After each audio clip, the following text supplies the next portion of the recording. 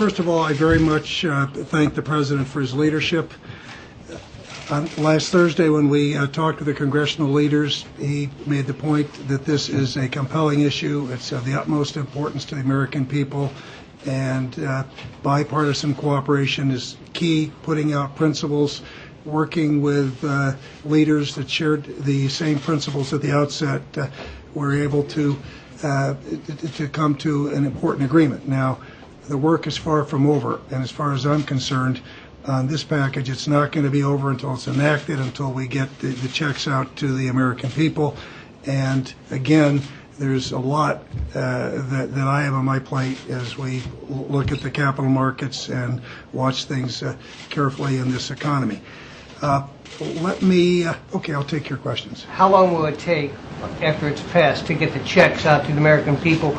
And is this package robust enough to avoid a recession? Well, let me deal with the first question first and say this is something I spent a lot of time on since we began thinking about this.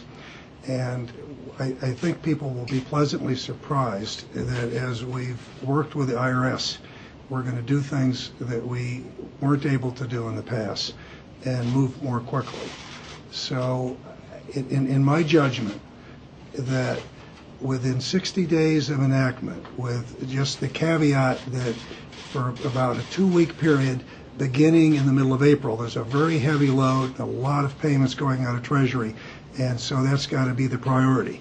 But with that as a caveat, within roughly 60 days, more or less, we will be able to begin making payments, some electronic, some by check, and then again, looking at something like 117 million people, I believe that we can get the lion's share of these payments done in something under 10 weeks from the time we start mailing them. Now, in terms of the economy, remember what I've said, and I have not changed my view on this. The economic growth, there's no doubt it slowed, and it slowed rather markedly at year end. But in my judgment, it's going to continue to grow at a slower pace in here. But the risks are clearly to the downside, and given the facts that the risks are the downside, it's too much of a cost to wait. And so what we're attempting to do here is to take quick action to provide a boost to the U.S. economy. And again, I think what's going to help us here is that we have a program which is simple. We knew if it was going to be complex, it was going to be hard to move quickly. So we have something that's simple, broad-based. It's going to be effective because it's focusing on the consumer and focusing on getting business, making investments quickly, speeding that up, hiring people. So you're focused on those two, and it's going to be temporary. So again, this is not going to get in the way or sidetrack the efforts to do important long-term things or get in the way of efforts to balance the budget. So it's simple. It's going to be fast if we can continue to work to get it through Congress quickly. Yes. Senate Democrats have made it clear that they want to add more to this package. They want to see an extension of unemployment benefits, some increase to the food stamp program. If this package gets more expensive in the Senate, is that going to be a deal breaker? Well, I never speculate as to what may or may not happen or what's the deal breaker. Let me step back and remind everybody that first in the meeting on Thursday and then in the meeting we had on Tuesday that set the stage for this.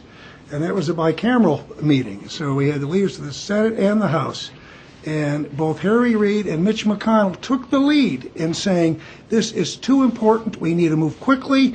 So start in the House, work on a bipartisan basis, and we're very supportive of this. This is our will, okay? So we've done that. Now, I recognize the Senate has an important role to play. I continue to believe the principles we have here are the right principles. This agreement reflects those principles. I will be up later today talking with Max Baucus and Chuck Grassley. in talking about this, and we know that the Senate is very important, and they're going to go through their own deliberations. But again, I think the American people are not going to have a lot of patience for taking time, and I think the House has set a standard, and it's a very important standard. And the American people, we owe the American people speed, and we owe them a package that's going to work. And that's the other thing that's key here. In the past, you've seen, quote, different stimulus bills where there are parts of it that really are going to have very little to do with stimulus or very little to do with making a difference in this year. And so the House has been disciplined. It's set a high standard. And I'm looking forward to working with the Senate. Are you open Yeah, to let me- adding more of those? Again, and not going to speculate. I think what we've got is great. I'm very open, as everyone, to working with the Senate.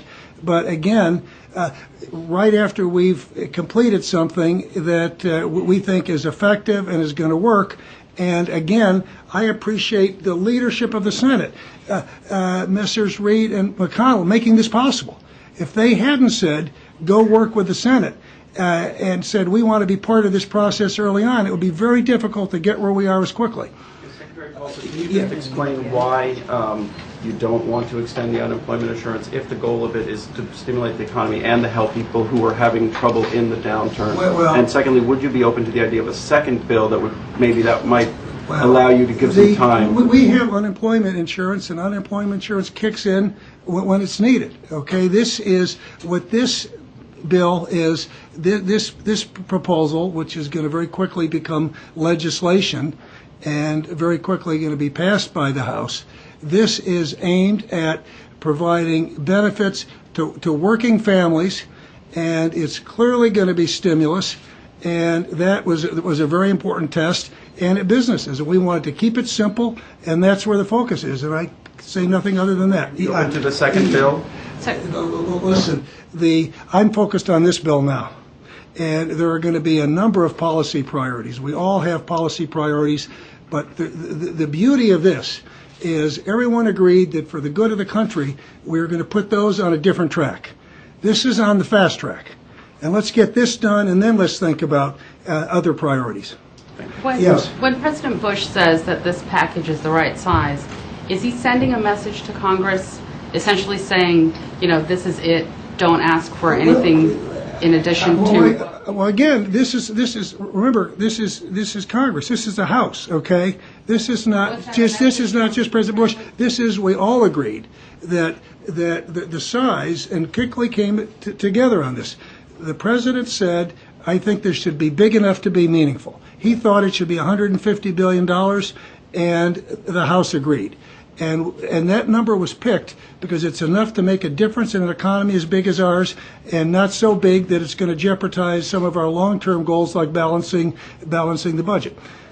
Yes. Secretary, so based on your timetable, it sounds like checks will start going out early April, and you hope to have them done by June? You say about 10 weeks from now? Well, I said, listen, what I said was from the date of enactment, okay, getting legislation enacted, okay. Now, I've heard some optimistic people talk about enactment by the President's Day recess in February, mid-February. And what you heard me say was we've been able to, as we thought this through, think through some very innovative processes we can put in place to do things that will be unprecedented by the Treasury if they could move and start getting payments out within 60 days of enactment. Mid-February, that would be April. And then I said that there's going to be a problem when we look at the 60 days, that there's going to be a period in the middle of 2 weeks in the middle of April when it's going to be difficult to have there be business as usual, because there's just a big load of payments that need to be made then, and that's got to be the top priority. But I think that, again, if all works well, as fast as at least I can hope for, that we would be talking about starting to get checks out in May. So do you have any concerns then that it's going to take too long to actually get to people? Well, I would say this will get is when the checks get out, they'll make a difference right away. These are aimed at people who are going to be spending the money, and so this will make a difference right away. And again, let me just make this point. Some of you heard me make it the other day. I spend a reasonable amount of time talking to economists who say, why in the world, at a time when our economy was growing at 5% in the third quarter, and where it's clear it's slowing down, but you and a number of other people have the view that in all likelihood we're going to continue to grow at a slower level. Why are you acting now? And so what we're doing now, again, this is not a precise instrument, but we're doing something again which I think is pretty novel when you look at how quickly the president started focusing on this. And right after the new year and before he took off for the Middle East, he said to the country, we're considering stimulus. And I think the economy is, long-term fundamentals are very healthy, that I believe are going to continue to grow, but that the risks are on the downside. And I care so much about this economy, I don't want to take those risks. So again, I think this is as quick as you will see anyone move with a stimulus package. Could it be quicker? Yeah. Do I wish it were passed today and we could be mailing out the checks tomorrow? Yes. But we're going to move this as quickly as we can. The first thing is we've got to get it enacted, because until it's enacted, then we can't, start working to get the checks out. Yes, I'm going to go with I never get anybody in the front. I'll go to the back and then I'll go to you. Mr. Secretary, does the AMT package delay, the passage of that, affect the stimulus payouts at all? No. All I could say is that there is no tax increase with this. That is, the Democrats have waived their pay-go rules. No, but has the late enactment of the AMT, that delay that goes until February, will that affect getting the checks out? No, this will not. Oh, no. That will not affect it. It will affect a number of filers. It will affect their returns, but it won't have an appreciable effect on this situation. Again, I tried to be 60 days, more or less, recognizing we've got this difficult period in April, and we're going to move very quickly. Yes. You just spoke about the spirit of cooperation last Thursday when you talked to the senators as well as the leaders of the House, and yet Senator Reid has a release out that says the Senate will work to improve the House package by adding funds. Is that a deal breaker? Again, I've got great respect for Senator Reid, because remember, he set the stage for this. He was right there in the front. He was the first one to say, I defer to the House, take the lead. I'm going to continue to make the case here that we don't need, what we need something that's going to be quick and be effective. And again, I don't know what he has in mind, but almost every spending program I've looked at, every infrastructure spending, doesn't meet the test of making a difference quickly. Okay, so the test we want to do, and what was so productive about the discussions in the House, and I would say this, the Speaker and the leader, both Nancy Pelosi and John Boehner, were incredibly disciplined, because there are all kinds of ideas that came in, and this thing could easily look like a Christmas tree. And I made a joke when I was here last that Christmas time is long past, and we need something that's simple.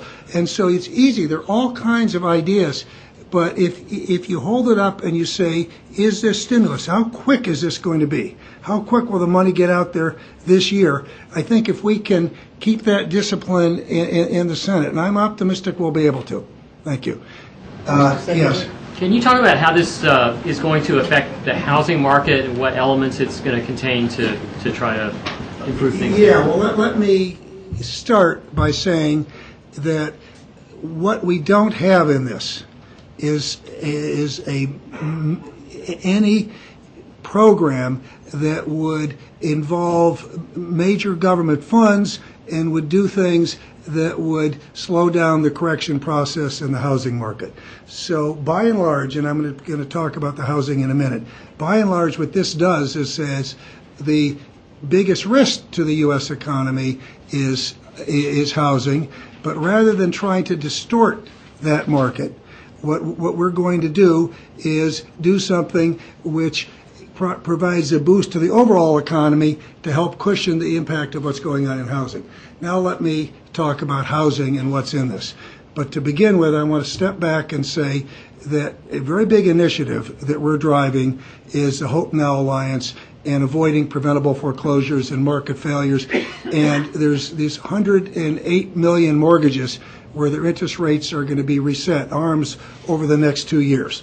And I am quite optimistic that the program that has been put in place by the entire industry is going to lead to many modifications and fast-tracking these modifications and avoiding foreclosures. And even in the fourth quarter, the number of actions, modifications that were taken more quickly tripled versus the third quarter. And so I think that's going to make a difference. Now, putting that aside, there are two things in this House package. One is the FHA modernization, and remember, we've got legislation passed by the Senate, passed by the House, and it's in conference. We need that legislation done. That's part of this, and that's going to help on with subprime mortgages, and that will be very helpful. The other thing is something which I got to confess that although I understand it, I didn't support it. When people talked about everybody didn't get everything they wanted, and I guarantee you some people got a few things they didn't want.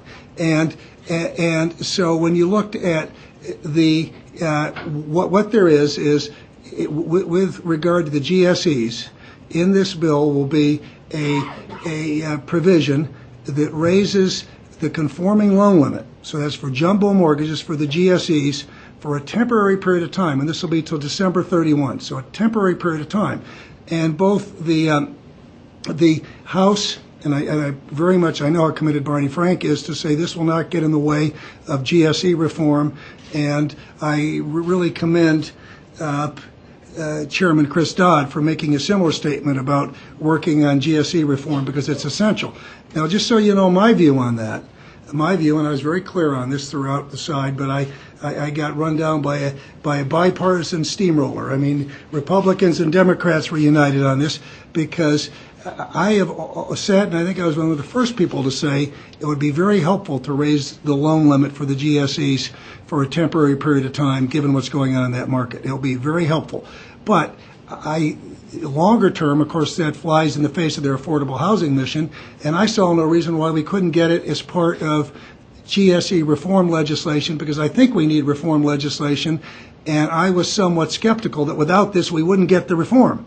So now I've got to be an optimist and work for the reform and look at the good that will come as a result of this. But any of it, yes, in the back. Secretary, what do you have in this package? Anything for the small businesses? They are in trouble, and many of them are really going out of business because they are fearing about the falling dollars and also trade deficit, especially with China and other countries. Well, here's the small businesses. I would say this: many small businesses are doing pretty well in this country right now, and they've benefited greatly by the rate reductions. 80% of the small businesses in this country pay taxes, flow through small businesses at the top two rates, and so that's been a help. But to get to your question with small businesses, there are two parts to this. One is on the business. One is 50% bonus depreciation, and of course that helps all businesses. Small businesses also, and then Section 179, and this deals with expensing. And it is, by and large, what you're really talking about is small businesses there. And what we've done is we've raised the cap to allow expensing for larger projects. And so that will be very helpful to small businesses. So I'm glad you asked the question. Mr. Secretary, how concerned are you right now about the level of the dollar? I would say this, and you've heard me continually make this, and I'm going to keep making it because it's got the added virtue of being totally true, that a strong dollar is clearly in our nation's interest. And our nation, like any others, our economy goes through ups and downs. But you've just heard me say a while ago, I believe our economy is going to continue to grow, and now I'm going to say it, and I believe our fundamental long-term strength is going to be reflected in the currency markets. Thank you. Thank you.